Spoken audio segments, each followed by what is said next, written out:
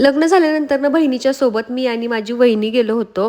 लग्न झाल्यानंतरनं 2 दिवस देवदर्शनातच गेले आणि देवदर्शनाला आम्ही सगळेजण गेलो होतो. म्हणजे जेवढी गाडीत बसतील ना, तेवढे सगळेजण गेलो होतो. जेवढी जास्त लोकं, तेवढी जास्त मज्जा. इतकी धमाल करत आम्ही देवदर्शन सगळं केलं. आम्ही गेलो होतो कोल्हापूरला, दख्खनचा राजा म्हणजे ज्योतिबाला. आणि आद्याला कुठे असं मिकी माऊस वगैरे दिसलं, की ती कोणाच्या बापाला ऐकत नाही. तिला बसायचं म्हणजे बसायचंच असतं.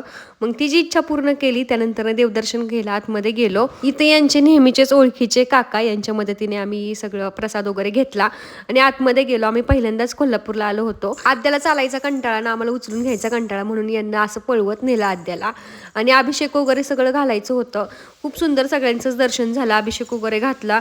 त्यानंतर आमचं फोटोशूट चाललं होतं. इथून व्ह्यू चांगला दिसत होता, इथून फोटो चांगले येत होते, म्हणून आम्ही पायऱ्या चढून वरती आलो होतो आणि तिथेच फोटोज वगैरे काढले. त्यानंतर जे ओळखीचे काका होते, त्यांच्या घरी शिदा दिला होता. मग त्यांना पुरणपोळीचा स्वयंपाक बनवला होता. मग सगळ्यांना मिळून तोच पुरणपोळीचा स्वयंपाक तिथेच जेवण केलं. सगळीकडचं देवदर्शन झाल्यानंतरनं घरी गेल्यानंतरनं दुसऱ्याच दिवशी पूजा आणि गोंधळ होता. त्यासोबत संध्याकाळी रिसेप्शनसुद्धा होतं.